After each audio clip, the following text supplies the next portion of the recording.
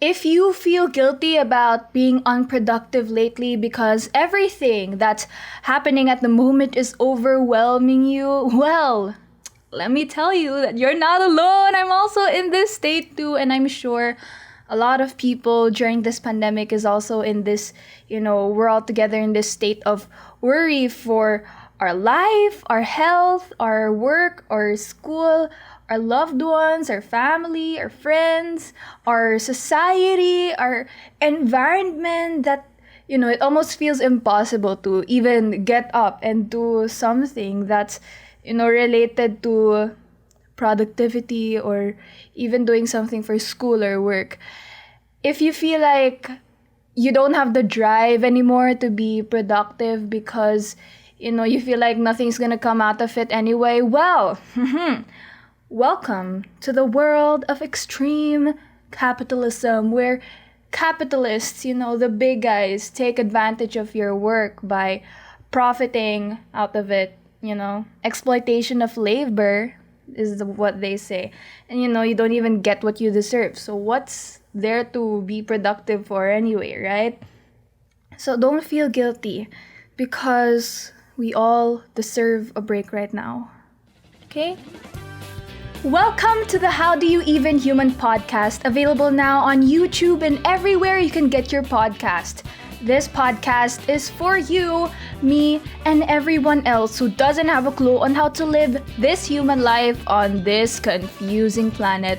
I'm Chez, your host for today's episode, and today we're gonna talk about feeling guilty about being unproductive, which you shouldn't be. And this guilt that we're feeling right now is caused by the illusion of meritocracy. Now, what is this illusion I'm talking about? So meritocracy is when you work for something and then you'll get something in return. So the more you work for something, the more results you get. Now, this is kind of a lie that the movies and all these success stories tell us. It can be true for some point, but most of the time it's not. This illusion is propagated by concepts such as hustle culture and toxic productivity, wherein it's okay to have 3 hours of sleep because you're gonna work for something anyway. We're gonna have the results you want anyway. It's okay to not prioritize your mental health because work or school is more important. It's okay to hustle or work for 12 hours straight because we don't get tired and stuff, which we do. Hustle culture and toxic productivity tells us it's okay when it's in reality it's not. Another concept is the American dream. We still, us in the Philippines, we still experience this American dream because we were colonized by America, and until now we still have this colonial mentality. So we still have capitalism is still instilled on us. So the definition of it is, as long as you work hard, you're gonna reach your dreams. That's the American dream, and it's a lie. So why is it a lie? Well, it only happens to the chosen few. The people who reach the American dream has it for them already. The odds are with them.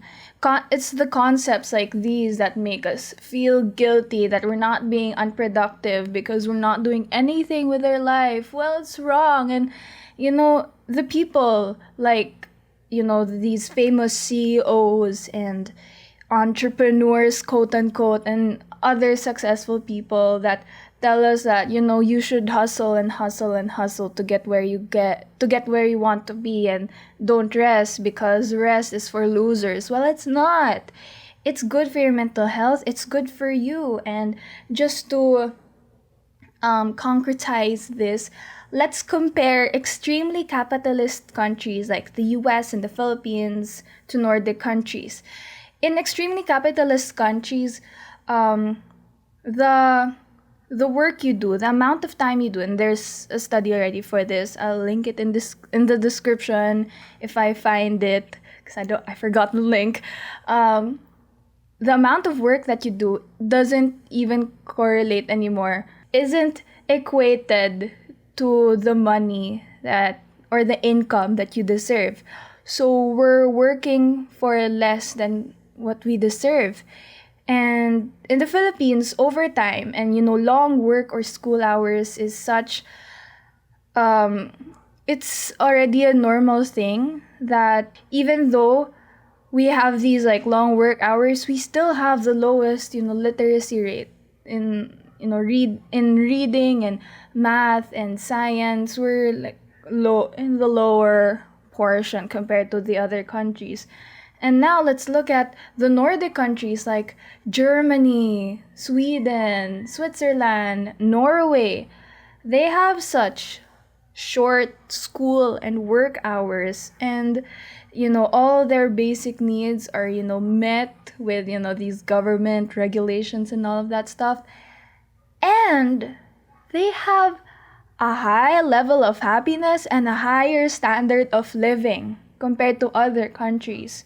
So this hustle, 24/7 hustle, which shouldn't be a thing, it's not correlated to happiness, and it shouldn't be, because we humans aren't built for this. We aren't built to work 24/7. It's not sustainable. It's not stable for us. Let's date back to the prehistoric times when our ancestors would just like hunt early in the morning and just rest the whole day. That's what we were meant to do. We're not machines. We get tired. We're not meant to always work. It shouldn't be a thing anymore. And why we get tired, it's explained by psychology with this concept called willpower. Willpower is a finite resource. It's limited. To put it simply, take it from me, wherein first 2 months of the quarantine, I totally burned out. I was just lying on my bed and watching K-dramas because I burned out from all these schoolwork. And then the next 2 months, I was like so hype. Okay, let's get this bread. Let's learn some new skills. Let's learn a new language, a new skill. And then it was good, but then after those 2 months, I died again for like a month. I was like, I don't want to do this anymore. I don't want to live in this pandemic anymore. And then the next 2 months, school came, and then I was so hype again.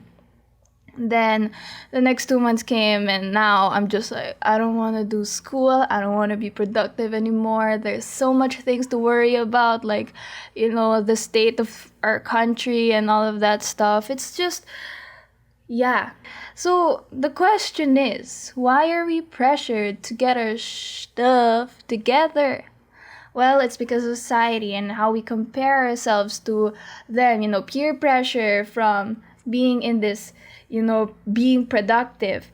And how I can explain it is, human nature, where we all have this like social hierarchy, and if we're in the bottom of that hierarchy, we're scared, and like, because back then the ones who were in the bottom of the hierarchy or has a lower status in society would get fed to the crocodiles or something. Prehistoric times was a wild time.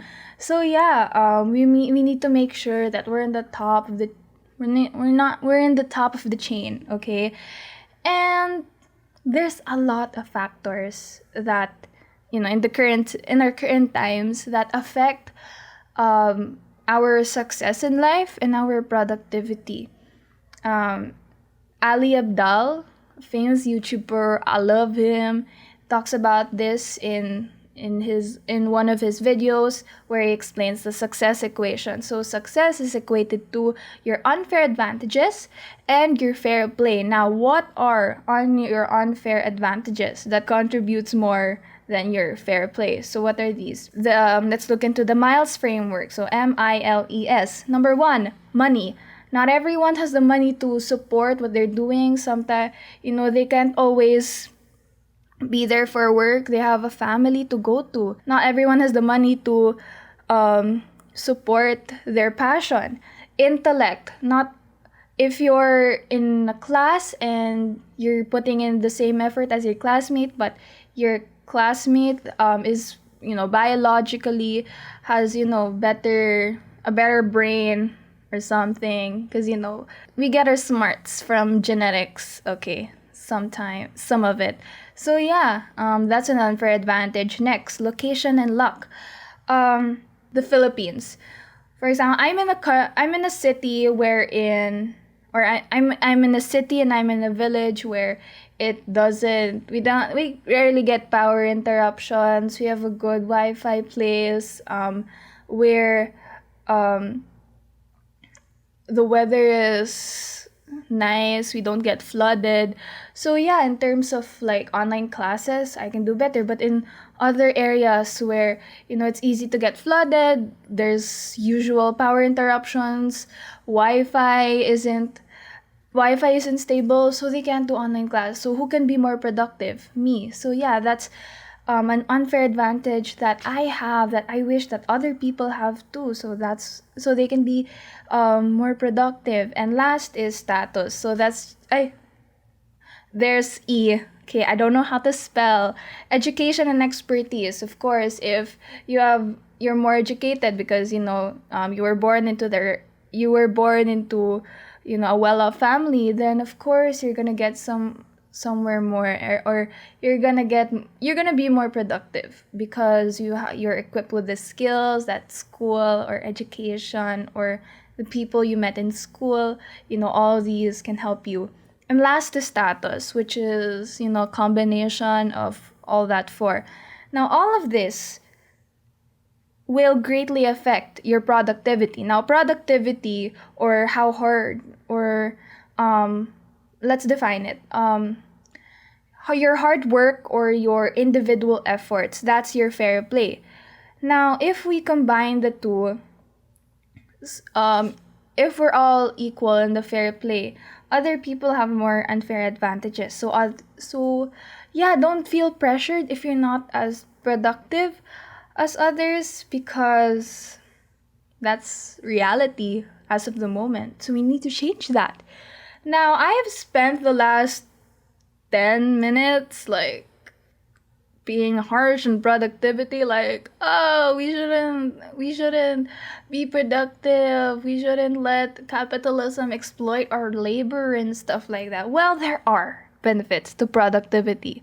Okay, it gives us a sense of normalcy, it gives us a sense of security and stability, that okay, we're actually doing something in our life, we're in a routine of just working, and we're hustling to do that. Yeah, it's a good thing, and that's what got me through high school, because I was a hard worker. But it really burned me out, and I shouldn't feel guilty that I wasn't being as productive as others. And I shouldn't feel guilty that I was taking my rest, because that's good for my mental health. So, now that we've talked about, feeling guilty, here are some tips so that you feel less guilty for being unproductive. Especially now that we're in a pandemic, that we're pressured to be productive, when it should be a time to, step back and just reflect on life and do our work on our own terms and on our own time. So number 1, redefine what it means to be productive. Whoa, what a big statement. Okay. Busy does not mean productive. Say it with me, with all the workaholics out there, or other people who are pressured to be hustling 24/7. Busy does not mean productive. Okay, so step back, realign your goals, and be realistic about your expectations. Ground yourself in reality. Look at your goals, look at your priorities as of the moment. Are they stuff that society or your family or your peers pressure you to do? Are they stuff that you do it because that's the norm, that's what society tells you to do? Or are they stuff that actually matters to you, your future, your priorities, the ones you love, and what makes you happy? See, if you look at that, you'll realize that the illusion of meritocracy is ruining our lives. You define what being productive means, and you define what you should be doing with your life. Okay, take control. Next step is to manage your time properly. Now, this could be daunting to people, but if you want to know more about time management, I have a whole episode about it. It talks about techniques and principles, like tangible methods on how you can time manage everything in your life, from your breaks to your work to your other tasks. So yeah, in terms of feeling guilty about being unproductive, make sure you customize your schedule. So, for example, if you're a workaholic and you always have that motivation, but you burn out at the end of the day, make sure you put in some breaks. Like, actually force yourself to take a break because it's good for your mental health. And if you're a person who's feeling demotivated really lately, or you're feeling like you just don't want to get out of your bed, another tip for you is to just take one step at a time.